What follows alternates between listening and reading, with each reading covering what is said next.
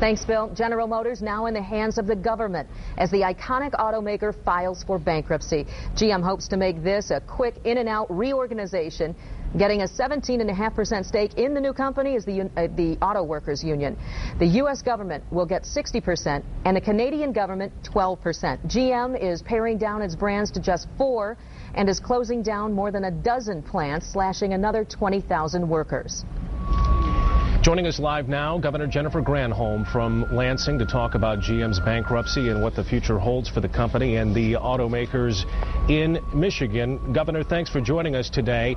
I read your piece this morning in the Huffington Post where you said that with the bankruptcy filing with GM today that we know that we're finally starting to hit rock bottom.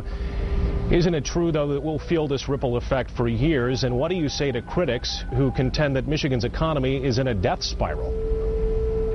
Well, we're not in a death spiral. We have tremendous bones as a state. We've got a phenomenal manufacturing sector and capacity now to be able to lure some of those renewable or alternative energy manufacturers and others. We've got universities that are second to none, a workforce that is second to none with an unbelievable work ethic. We've got all of the components to be a very successful state, including natural resources that can't be denied. So you know, those who say we're in a death spiral perhaps assume that we're not going to do anything about changing our circumstances, but that's why we're so aggressively focused on diversifying this economy, adding new sectors like you've done in Grand Rapids with the healthcare industry. We need to be doing that all over the state and be aggressive about it. Governor, tomorrow in Metro Detroit, you'll be meeting with folks from President Obama's team, including Labor Secretary Solis, talking in part about job retraining. In your opinion, is enough attention being paid to job retraining here in Michigan? And what is that effort going to take over the next few years? Well, let me use this opportunity to make a pitch for it. We have something in Michigan called No Worker Left Behind. It's a nationally recognized program for any worker that is unemployed or underemployed. If you go to a Michigan Works agency and agree to be trained in an area of need, we're not going to pay just for any tuition, but if you agree to be trained in an area of need, we will pay for 2 years of tuition at a community college, $5,000 per year, up to $10,000. The federal government has assisted us in being able to finance this initiative. We want to get 100,000 people trained. We have 69,000 people who have started to be retrained. It is a critical component. Secretary Solis is going to be here tomorrow to talk more about how we can train people. Her interest is for green jobs, but we want to train all kinds of people for all kinds of jobs.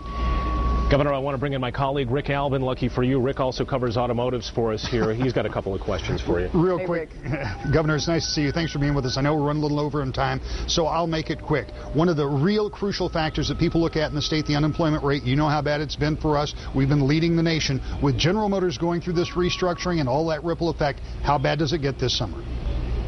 Well, I think it is going to be bad. I don't think anybody can sugarcoat it. General Motors is going to go dark for, potentially up to 90 days, and the suppliers to the auto industry certainly are going to be affected. I think so much of this depends, Rick, on whether Congress passes this cash for clunkers bill to create demand so that we can start to see auto sales again. But if people aren't buying cars, then they just aren't producing them, and there will be no demand. So that's part of the answer to making sure our economy gets back on track, is to increase that demand, and I think Congress has got a key to doing that. All right. Thank you, Governor. Thank you, Governor. Governor Jennifer Granholm live from Lansing tonight. We appreciate your time. And we've also got this map that we'd like to share, Rick. This is really map. Very telling. This is great. This is the Detroit News map. They did some great work on this. And I just want to show you, this is an interactive map. You can go to woodtv.com and find this thing. And here's what you've got.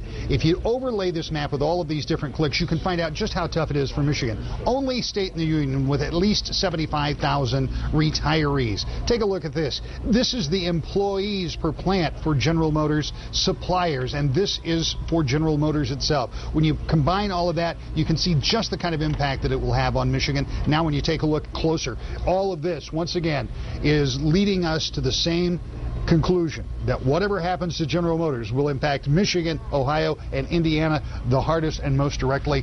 This map is proof positive, and it is, as the governor pointed out, going to be a long summer. The sensation I got looking at that map was like a virus spreading. Just kept multiplying and multiplying each level you took it down. And again, you know, when you go back and you have all these conversations from senators, even you go back last year and you had senators who'd stand up and say, well, General Motors and the big three haven't done the right things, and they're going to have to suffer the consequences. Well, here's the problem. It doesn't affect some southern states the same way that it does the Great Lakes states. It doesn't affect some folks out west the way it does here. But from here all the way back up into the eastern corridor, it has a big impact. Problem is, it'll start impacting those other areas too. You just can't have this kind of disruption in the economy without having big ripple effects all over. Agreed. Thank you, Rick. For those who hold common stock, analysts that we've talked to today say that it will likely end up being worth nothing. But if you would be able to buy stock once the new GM emerges, the Dow Jones Industrial Average will stop trading shares of GM next Monday, and the New York Stock Exchange will delist the stock when trading begins tomorrow. GM still has the ability to appeal that decision.